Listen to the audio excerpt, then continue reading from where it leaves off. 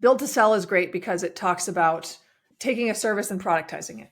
The other things is that if you have a company that you deliver really exceptional results for, you don't really want to water down what you're doing in order to just be able to scale it. Traction is not a scale strategy. Traction is an operating system for a business, and they say that. But what's happened is it's expanded into a bigger idea that people assume is a growth strategy, and it's not. Hey, Mandy, I'm super excited to have you join me for this episode of Coffee with Closers. So excited to be here, Samuel. I appreciate so much being on your show here. Most certainly. I'm looking forward to the conversation. I know I'm going to learn a ton from just having you on the show today. So you've written a book, The Hands-Off CEO. You run a consultancy helping entrepreneurs to scale their organizations. And you've been in this space helping entrepreneurs. You've built your own organizations before. But what kind of transpired you to write the book and start this organization that you run today? So good question. I accidentally started a consulting company. That may be like a number of subject matter experts that just find themselves in a company that just continues to grow. I had an agency before this, and I was about 9 months pregnant with my second daughter. I had a 4-year-old, and I found myself in a situation where the company that I had built was eating me alive. It literally was causing physical health issues for me as I was pregnant. And I was trying to remove myself out of this so that I could take a maternity leave. And ultimately, I found out that even though I'd gotten another company that I had managed before to run without me for a certain amount of time, I couldn't do that with my own company without it just completely just flopping. So I had to shut the business down. I took my maternity leave, which was the best thing that I did. At the time, my husband and I were supporting him to go into a graduate medical program. It was very intense, and I needed to be there for my girls. But I wanted to figure out what was the real root issue of this. Like, why was I able to get the last company that I ran as a manager to run without me, but I wasn't able to do that with my own company? And I started having conversations. I started talking to other people who were having the same challenge. It's a good problem solver. I knew that if I could understand the pattern and help someone else solve the problem, I'd be able to solve the problem for myself. So what happened is that I started having these conversations and I started solving these problems. Before I knew it, people said, "Hey, I want you to help me with this." And they'd pay me to help them solve these problems. And I actually became a subject matter expert in this pretty quickly and accidentally started a consulting company. And actually, all of this was happening before I learned how to solve this problem for myself, really. And at this point, I decided to transition out of that agency. And I had an employee, a staff member that was had become part of the company not long since there. And she bought the company and was able to transition that into, she's still running it today, actually, like 12 years, 13 years later. It was a really big win there, but it ultimately taught me a few things. It taught me that the business model that I had running, it was not working because I wasn't generating enough value for the client, or enough perceived value, enough outcomes for them to pay enough for me to be able to hire the right people to replace me from the day-to-day business. And as a result of it, I didn't have the margins to do that. And I had to be the one that was too involved in too many pieces into the company. And that is the problem with the service-based model, where it started because of the owner's great skill set. But until they can take their great skill set and turn it into specific outcomes for a specific type of client type, they'll never be able to scale that business. Or they certainly can't scale it sustainably. So obviously I read the book E-Myth, Systemology, Traction, and I think even Built to Sell, several books like this. They all talk about systematizing, which is a common thing. So what's unique in your fresh about what you are presenting in this book? Such a great question. Built to Sell is great because it talks about taking a service and productizing it. Now, the problem with that is it turns into a commodity. And he uses an example of this logo design. So we're going to standardize this down and do these one logo designs. And you've taken your service and made it into a commodity. And now that type of business model, it just doesn't deliver enough value to be able to outreach cold and to be able to get a high enough margin to be able to pay the people to do that well. And that's one of the things. The other things is that if you have a company that you deliver really exceptional results for, you don't really want to water down what you're doing in order to just be able to scale it. And that's where a lot of agency owners are in that. They're in that conundrum where they see these different models to scale, like traction. Traction it's not a scale strategy. Traction is an operating system for a business. And they say that. But what's happened is it's expanded into a bigger idea that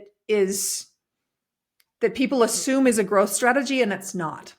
It's a container for you to say, this is our growth strategy. This is how we're breaking it down into how we're executing it, which is very important. We include something like that as part of our program too, like the 80-20 of it. It's a little bit heavy-hitted for most companies. And what ends up happening is they implement all that, and then they find out that the company really hasn't created the growth that they were hoping it would. And I've heard a lot of agency owners say that. So I'm not knocking on Traction or EOS model at all. I think it's a great model. There's definitely some things that I've been inspired by as well, and we have with our model, but it's not a growth strategy. And it's not going to define, you're not going to be able, it's not going to help you know where to grow, where the market demand is, who's going to pay the highest price point. It doesn't tell you those things. So if you're putting that in place, working with an integrator to put all those things in place, unless you know you have validated that in your business and you have those offers worked out, you're solving the wrong problem. That is a problem. There is a problem to solve there, but it's solving the wrong problem if you haven't first addressed that. Yeah, I think at least we self-implemented it with an initial consultant that kind of gave us the training, and it was super complicated for our organization just to follow because it was too rigid.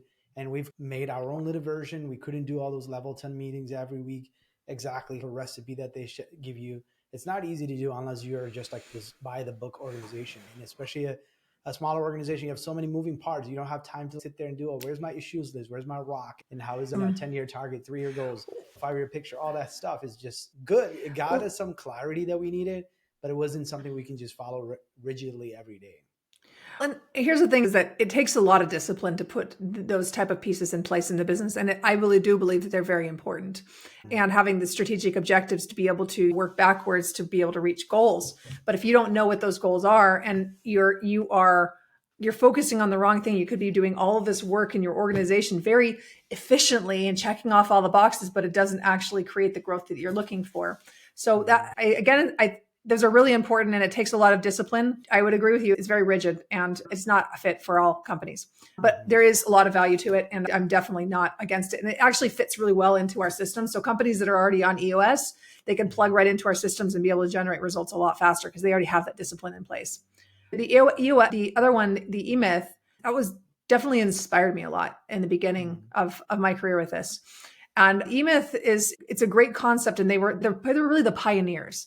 That Michael Gerber, he was the pioneer that brought in this new concept around working in your business versus working on the business, and moving from being the operator and the technician to being the investor of the company, right? So there's some important concepts on there, but there also is, when they talk about services, they talk about a pie company. They talk about McDonald's. I've worked at McDonald's a couple of years in high school and a desperate 3 months in college. And bespoke high-level services, scaling bespoke high-level services has absolutely nothing to do with standardizing really cheap, low-quality hamburgers. Yeah. There's concepts that can be related, but if you don't want to deliver a commodity, and the value proposition of McDonald's is that it's always the same. It's not that it's good. It's always the same. You can expect it. So if that's what you want your value proposition in your agency to be, awesome. Or your consulting company, but our clients, they're the very best. They deliver exceptional results. But the problem is that how do you actually scale that? How do you be able to deliver those results and through your account managers, through your strategists, and being able to do that in a way where you can let go, you can feel good about that. You can confidently know that your clients are taken care of and your clients rave about working with your team. That's the goal. So the eMyth conceptually on a high level works when you think about it, but the implementation of it is very different for a service-based company. And that's why I wrote the book, The Hands-Off CEO, because I have had people for years ask me to share what's this better way of doing this. And it took me about 6 years to really refine it, to feel good about releasing it into the world. I am really proud about what it is because of the amount of good feedback we've had and the kind of transformations people have had just from reading it, never even meeting me before. Yeah. So let me ask you this, because I think you've touched on two things that we're as an organization also trying to figure out. So like when you talked about like the McDonald's model of repetitive tasks, doing the same thing over and over again, and having systematized way to have a production facility or factory Yeah. for whatever creative, which we try to do that operationally, but it was very difficult to do because every client that you have is so unique and you have to think for a Yeah. customer. You're not just a doer.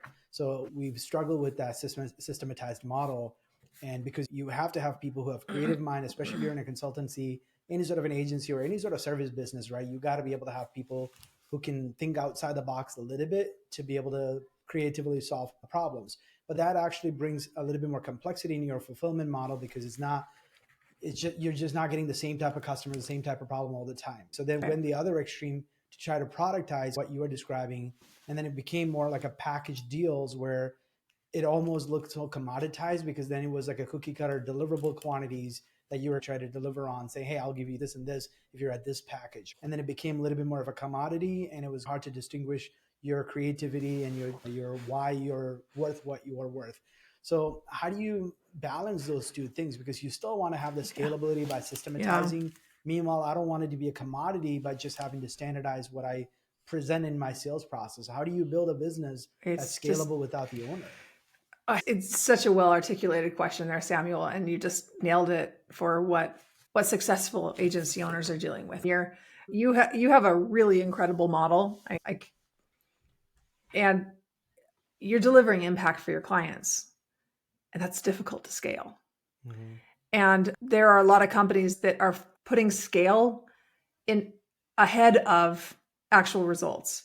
And it's easier than ever to do that now with a little thing called AI and with the automation that has been around for quite some time. Now, the problem with this is that now everybody can do it. Even if you can do it better, if they can do it for almost nothing versus hiring you for a lot more, they're going to do it for almost nothing. It just doesn't make sense. And they'll bring it in house. And this is the problem with operationalizing your company around deliverables, because what happens is you go, and when you're offering a service that's based on this really very standardized way, this is our product, you could buy that. What you've done is you've taken your operations problem, and now you have created something that is untested that people may not want, and now you've created a sales problem Mm-hmm. because now it's worth less. So you might not get clients they don't want the product, they want the outcome. And if they want the product, they'll want the product, but for a lot lower price point. So you better have a huge economy of scale and a traffic source and be solving some kind of painful problem with it, which usually isn't if you're optimizing for efficiency, because it's about how do we eliminate these operations problems, but then we cause sales problems, which I will deal with operations problems, a messy back end any day of the week over no money in the business. That's a bad problem. I don't want to deal with that problem. I want to deal with we have too many clients and how do we be able to serve them so well? And I'm not downplaying that. Is actually a very stressful problem to have too. It Mm-hmm. is unbelievably stressful problem to have. So what ends up happening that we see, feel free to interject at any moment. I'm just going off here. But what we see happen is that there's what's being sold and what's being delivered are two very different things. So what's being sold is CEO magic. You're having a conversation with some referral that came in, and they're like, can you do this? And they're like, yes, we can do this. And you sell this magic. And then you sell the magic plus deliverables, right? Mm-hmm. But they bought the magic, which is like a hope based upon like you and your skills that they'd be able to get them results. And they know based on your decades of experience that you probably are going to be able to if you're involved. So then the team goes and they check off the boxes, they do the deliverables, but now what do we have? A disconnect between what was sold and what was delivered. And any CEO with integrity that really wants the client to get results is going to come in, and what are they going to do? They're going to bridge that gap. They're going to bridge that gap with their time. They're going to show up on the calls. They're going to make sure the clients are happy. Or if things are gone off the rails, they've got to come jump back in worse and fix everything. And then have to be somewhat involved to be able to upsell them to the next thing. And so these are all symptoms of this approach of being overly reliant on referrals from all different problem sets, all different industries, and essentially having to become everything to everyone, because your operations problems are actually our sales problems. And that's the thing that most of those operations books that you talked about, they're not taking into consideration, that 80% of your operations problems or more are caused in the selling of it. And you can't silo these. You cannot silo sales, marketing, and operations for a service-based company if you want to be profitable and if you want to be in demand. And so what I'm hearing you say, at least the way I'm understanding, you first have to solve the business strategy. Who are we going after? What problem are we solving for? Figure that out, package that up. Then you go sell it, and then you standardize how best to serve or deliver that promise that you made in the front end. Yes. I think you summed that up pretty well. And it starts with the problem that you want to solve, right? I can solve lots of different problems. I could mow lawn. I haven't done it in 20 years, but I could do it. I could solve the lawn's too long. I could change oil in a car. I could cook a gourmet meal. There's a lot of things that I could do and problems that I could solve around that. And then I could use my skill set around scaling companies and adding millions of dollars of growth and profitability. Which one am I going to get paid more for? The latter, right? So it's looking at what is the minimum problem you're going to be solving. And what I would recommend is to solve very expensive problems, multi-million-dollar problems, hair on fire problems, that if they don't get this problem solved, it's going to be very costly for their company. And not addressing it is already very painful. And maybe they don't even realize how painful it is yet. And that's part of a good sales process. So there's the one part. And I'm actually describing the power of ones that I talk about in the book in chapter 8 for the irresistible offer. So the power of ones, there's the one problem, one painful problem, and then the one client type. So we're working into a bit of an algebra problem here. So what problem could I solve? Who could I solve this for? A company that is $100 million is going to capture value much differently than a company that's $1 million. And the problem sets that you're solving are going to be different based upon that. It's just an example, but we want to go more specific into that. Are you working with B2B SaaS enterprise B2B SaaS companies that charge X amount of much or more, right? Or we're in B2B? Like, it's looking at what is the specific problem set that you can solve for a specific client type. And then when you look at that, then you can say, what kind of outcomes can we create around that? What kind of outcomes have we created in the past? If it was in the most ideal circumstances that we just demanded, these are the conditions that we need. We need this ad spend. We need the assets delivered by this time. We need to your team to be doing this as a partner. If you did those things, we're just playing here. What could we actually create for this client under the most ideal circumstances? So instead of standardizing the average, this is our average result. The average result based upon passively waiting for clients to come to us that may not even be ideal clients. And instead of that, going and being very clear and intentional around what is our business here to serve? Who are we here to serve? And what is the transformation that we want to create with them as a partner? And our transformation is we help $1 million service-based companies be able to add millions of dollars of growth by helping them get their company to run and then grow without them. And in the same time, being able to command twice as much or more, up to 10 times or more for the same work. That's the transformation that we provide. And we could provide that for different clients too. And that even bigger value, right? For our clients that are in the 20 million plus, we've provided that same solution. Just even one teeny part of that he shared added $5 million. Is it going to be adding $5 million of net profit to his company from changing his offer? So there's a lot of different problem sets and a lot of different transformations. And you choose that based upon a number of factors. If you want, how you want to be, what you want to actually be doing, and who you want to be working with, the business model you want. So those are the power of ones. The one problem, one specific client type, and one outcome. And when you get that, I'll tell you what that allows, but I'll let you unpack that a little bit if you want. Yeah, I like where you're headed with that. I'm also just curious if you had a practical example you can give me of where you just changed the offer positioning, how that helped them Yes. charge 10x more. Is there an example that you can give me in a Yes. Thank service-based you. world? Great, Yeah. great example. I'll give one example right now for Mark. And he was able to charge 600% higher during COVID when clients stopped investing, working with you. I could do this. I could share 10x too, but I'm just going to share his first.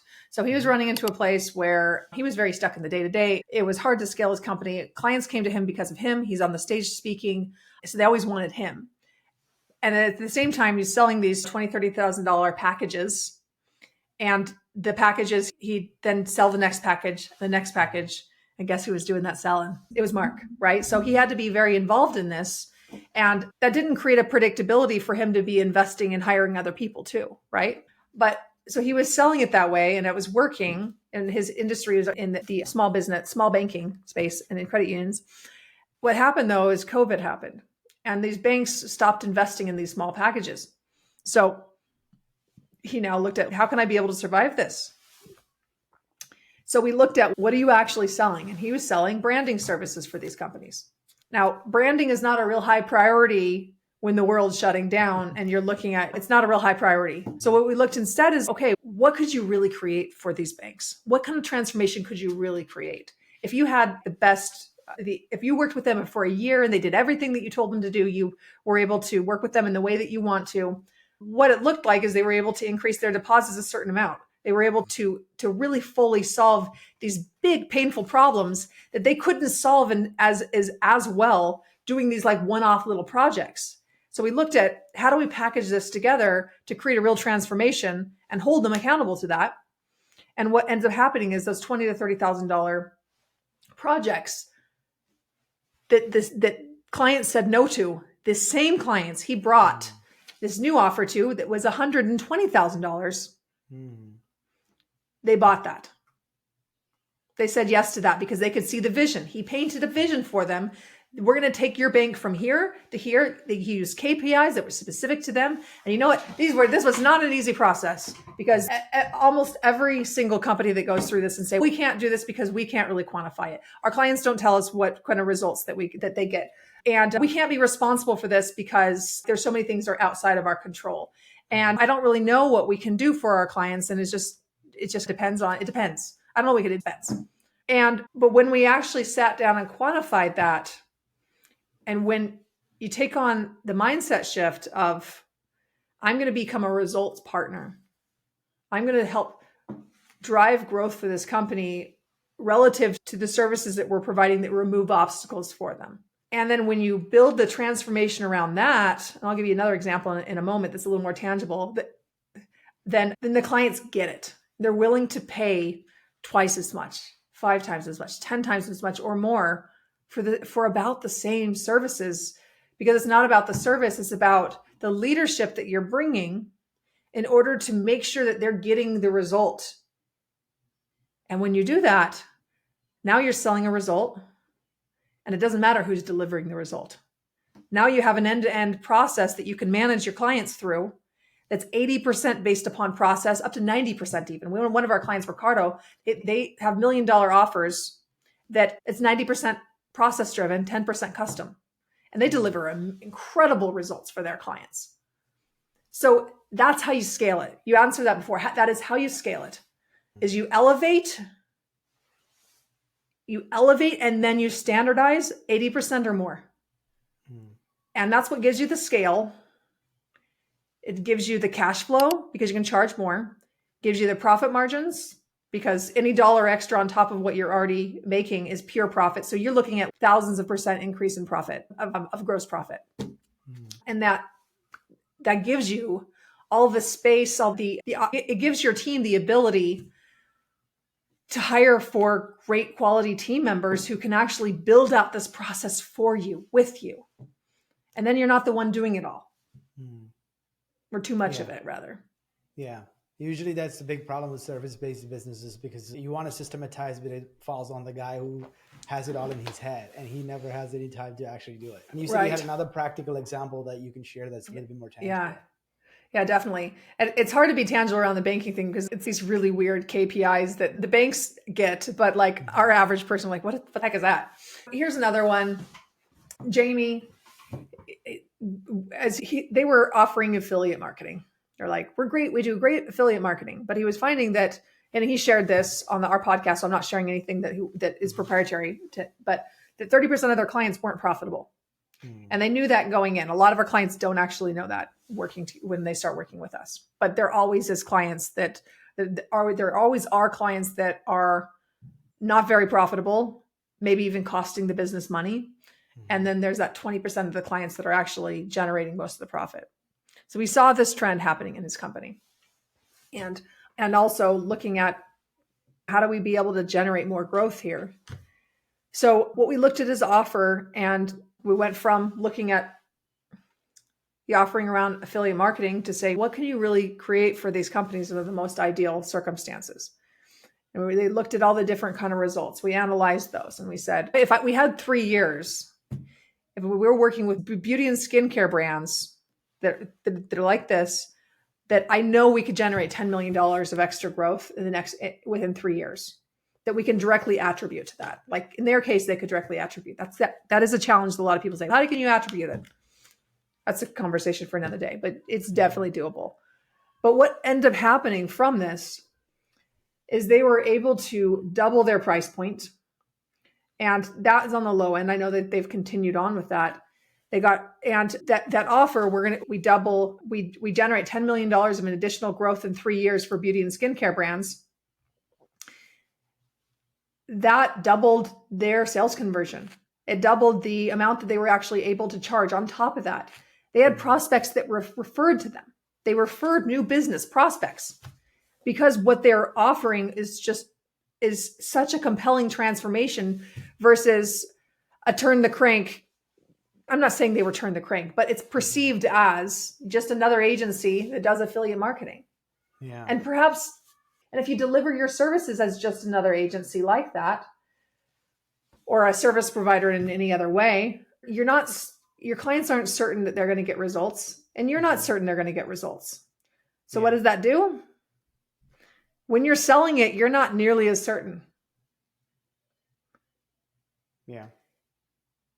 And it makes it difficult. It makes it difficult to actually convince the customer because you're not fully convinced that you can deliver on the value. 100%. And see, for us, I know that there are certain things we need to have in place in order for us to, for example, help our clients to be able to get paid at least twice as much for the same work.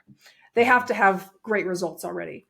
And they have to be tangible results. And it doesn't mean that they have to have documented case studies, but we have to see some indicators that they're creating really big results, even if they don't know what those are. So that's one of the things that we need. But there's also some mindset pieces that we need for how they're showing up and how they've got to be willing to stand by results. If they want to continue doing exactly the same thing that they're doing, like approaching it rather, it's not necessarily more work. It's just that if they want to approach it with the same mindset and just put together a nice little packaging around it, it won't work. And one of the reasons why is they won't believe it will work. And the real magic in this is like you said, them really fully buying into it themselves and knowing, yes, we can be able to create this. We can be able to add $10 million in growth. Or yes, we can take this company from 20 million to 80 million and get past these growth constraints they have right now if they do X, Y, and Z, and we work together with them for this amount of time. But it's knowing what are the circumstances, what are those success conditions that we need to deliver our best work, and being a leader to really insist upon that and to hold the container tightly to make sure that clients do the things that they need to do to get results for them, with them. I call that marketing maturity in our role, where someone comes to you and say, be my savior, save us because we can generate revenue. But then we look at their marketing maturity. Do they have enough traffic? Do they have conversion already? Do they have historical data?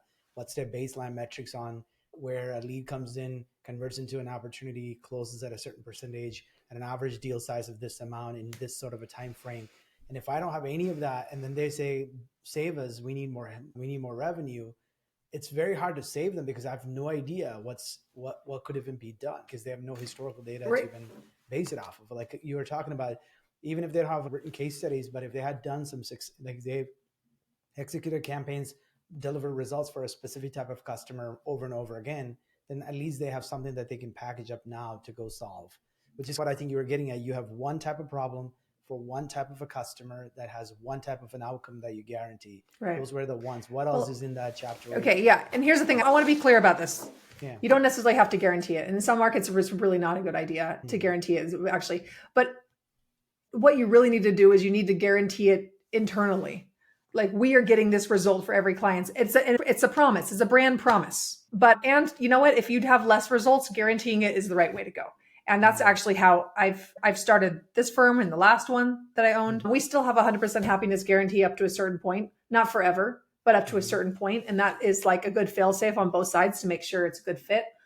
I want to touch on something you said though, Samuel, about the marketing maturity. At our last retreat, we talked about 3 different levels of marketing maturity, and you're describing a certain level of marketing maturity that's probably like a level 3 marketing maturity. So you've identified that these are the things that they need to have in place already for you to do your best work.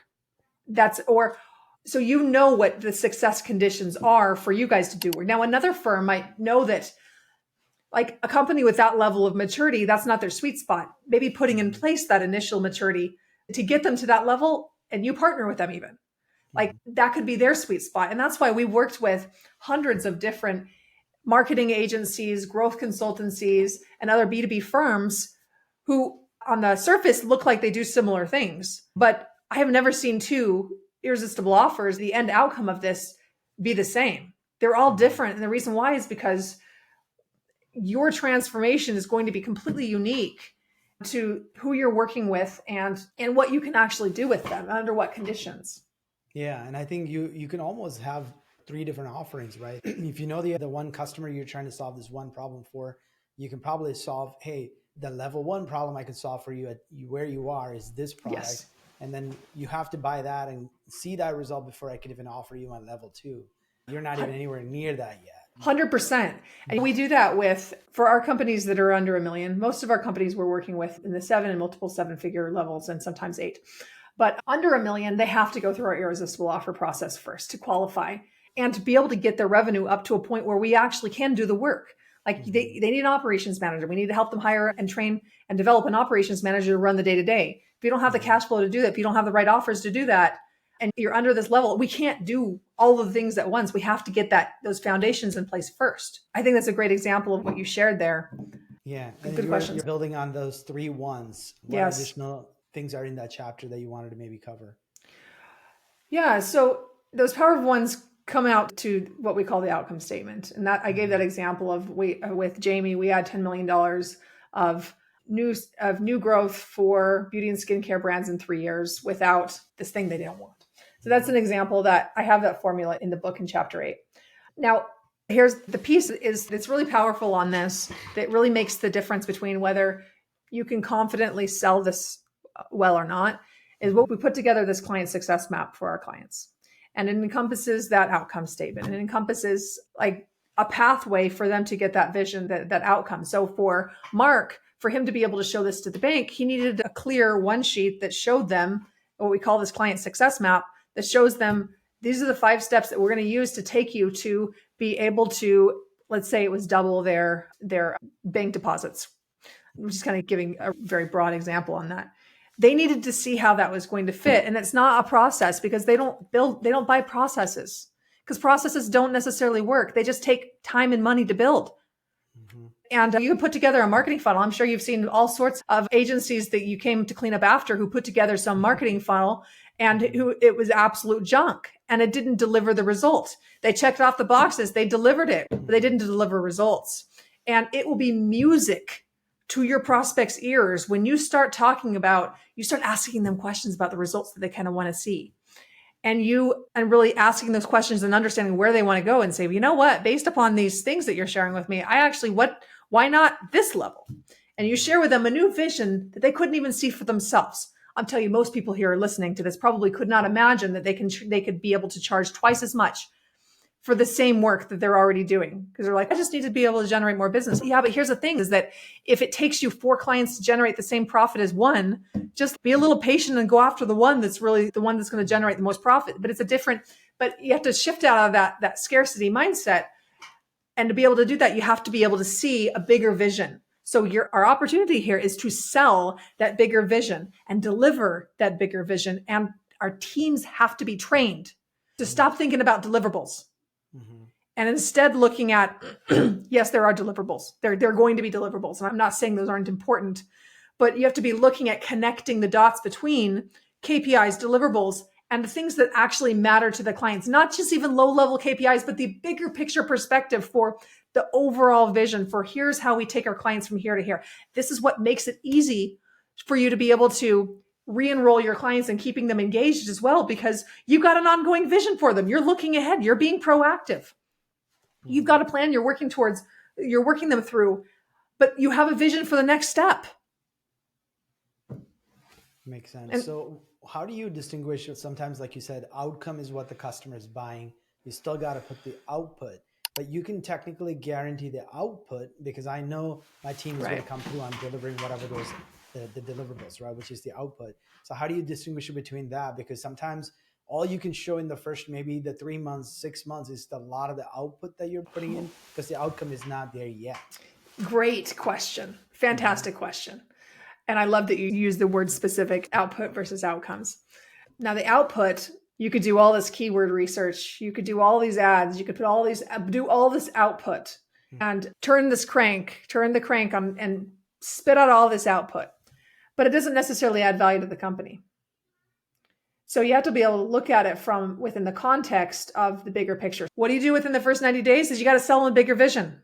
They've got to be sold on the bigger vision. And if you're selling them on this month by month type of mindset, you're setting yourself up to have these internal conversations that clients have every single month. What have you done for me lately? And instead of saying, you know what, this is a long-term process to be able to create this vision. We're creating this outcome for you. And in the first 90 days, this is what we're going to be doing. And this is the result that you're going to be getting in the first 90 days. And this is how we know we're on track. Within the next 90 days, this is what, so you break it down for them so that they can see and they have trust in the process. Now, ideally, what you want to do is you want to front load in the first 90 days, the quick wins. Notice that's why our irresistible offers within the first 90 days is the quick wins that will pay for the entire service, right? Mm-hmm. If you can if you can demonstrate ROI with quick wins and finding ways that you can be able to generate outcomes for them quickly, the low-hanging fruit, which it will not be sustainable for you to do ongoing forever, right? And then you build the longer-term sustainability. You've built the trust up front. They can see it. They can feel it. They can experience it. You've created these diehard fans of the work that you're doing. And then it allows you to continue on with the vision, but you got to sell a bigger vision. And when I say sell it, I'm not even just talking about the dollar amount. I'm not talking about locking them in for a contract, though I would recommend that, because you need to get full commitment. You need full commitment to create these kind of transformations. But they need to be bought into the concept of this is what it takes for us to, for example, become a hands-off CEO, right? We're not just going to be doing this assessment and putting together this plan and work together for the first couple months and then expect that everything magically is going to be completely changed. It's ridiculous, right? But if you don't create a really clear container around the expectations, then you will create disappointment with your clients. So it's looking at what results are they going to experience, by when, how do they know they're on track, and staying in communication about that. And that's how you continually vision sell all the way through the process. Your team has to learn how to do that. They have to learn how to be vision selling all the way through so they can keep on. Remember you said you want this? Remember you said you want this? Wouldn't this be amazing? I'm so excited about this. Look, we're on track. You hear what I'm saying on this? Yeah. So reiterating what the sales team actually told them, and then actually reminding them in the fulfillment process, hey, this is why we're doing all this, and this is the results that we're aiming for. And so that they're continuing to buy into the big picture vision. Exactly. And can you see why that gap in teams, the gap is almost always there in agencies, by the way. Mm-hmm. Like that gap is why the owner has to get involved. Yeah. And a lot of times I think again, like we talked about, especially when you're trying to build a system-driven business and you're trying to put people who are just a doer, not a thinker. You need a role where we say in our business all the time, we need a thinker in that role. We need a thinker in that role. because some things are just repetitive tasks that somebody can just do. That you just want a person that's not going to question it. They just do the task. Whereas in other roles, you need somebody who's going to actually challenge some status quo and say, no, I think we should try this because we know that it wouldn't work, right? You need somebody who's going to actually think for that customer. Yeah, I completely agree with you on that.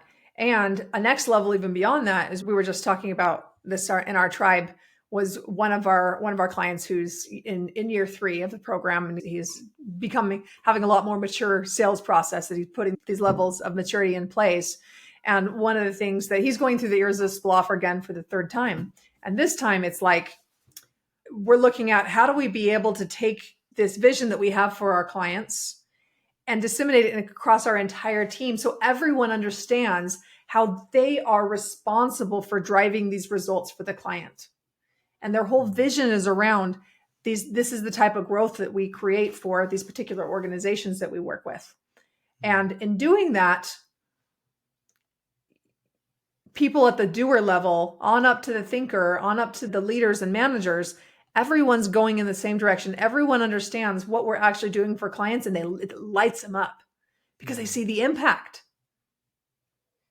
Yeah. They also buy into the vision as the company that's delivering this product or offering, because they're like, oh, my work matters because I'm actually helping the customer get to this big vision that they have. Yeah, exactly. Helps the organization as a whole. Man, Mandy, I can sit here and talk with you for hours, and hard to believe we already just have 45 minutes just passed by. Where can people learn more about you and possibly get a copy of your book? Okay. You can find me on LinkedIn. My name is Mandy Ellefson, MandyIEllefson. So you can look me up there. I'm pretty active on LinkedIn. Probably the best thing to do is to go and get a copy of my book. You can go on Amazon and buy The Hands Off CEO, but I'd recommend just going to our website and you can get a copy of it for $5. It's at handsoffceo.com/book. And with this, it'll include an audio version of it. It'll include a digital copy of it, and it'll also include a bonus course on the 5 exits to remove yourself in what order. So there's lots of really good stuff. If you go to handsoffceo.com/book, and you can get yourself a copy there. Awesome. I have a parting question for you. Knowing what you know today, what advice would you give the younger Mandy? Within business or life? I guess business and life. I think the biggest thing is to have confidence in myself and know how amazing I am. And after going at this business for 12 years now, just to recognize how the first years, there wasn't a lot of progress and it felt like nothing was really happening. And to not judge your success based upon the earlier stages. And I think that applies as you continue to grow, and you continue to grow too, because that's just the next level iteration where we're at too. Awesome. What a great word to end our conversation. Thank you so much for sharing your time and your wisdom with my audience. Thanks so much for having me, Samuel. It was really a pleasure. This episode of Coffee with Closers is brought to you by One IMS, a leading digital marketing agency helping businesses win new customers. To request a free marketing ROI audit, please visit oneims.com. If you enjoyed this video, please share it. To make sure you never miss an episode, please subscribe.